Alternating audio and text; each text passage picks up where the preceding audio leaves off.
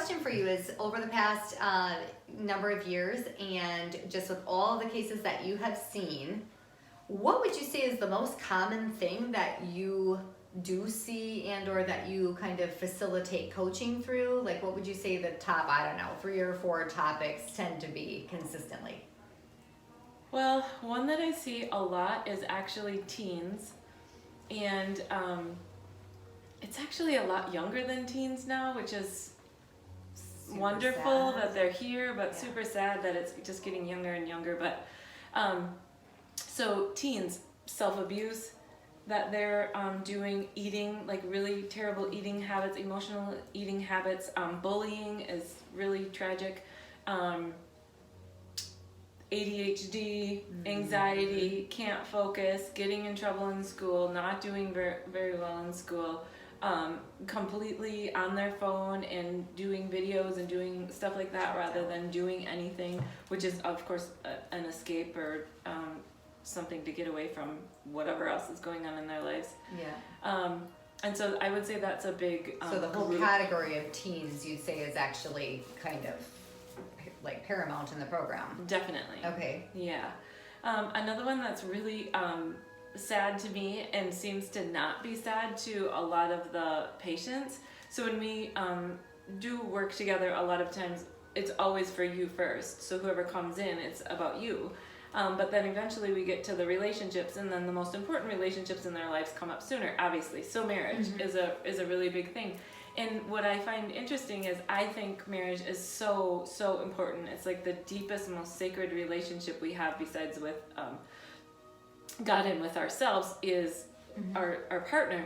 And so many people are just like, it is what it is. We're kind of like just roommates and really complacent, and it's really really sad to me because I think it can be so much more and so much deeper, and that it's so kind of just selling themselves short maybe of the relationship they could have, whether that's a spouse or somebody else as well. Yeah. Okay, got it. So that would be number 2. Yeah. Then the other one I feel like would be finding time for self-care. You know, all of us know that, well, first off, if they show up here, they're doing great because they're taking time for themselves, whether it's emotional, spiritual, nutritional, diet coaching, sauna, salon, spa, you know, anything that's all really great. But the day-to-day, like, how are you refilling your cup every morning type of thing is really a stretch for people to get in their schedule and then keep it. Yeah, I feel like I see that so consistently as well, where people are used to having to eat daily, or, you know, we can choose not to eat, I guess, if we fast, but the point is for most people, or for the sorry, Alina, starting that over.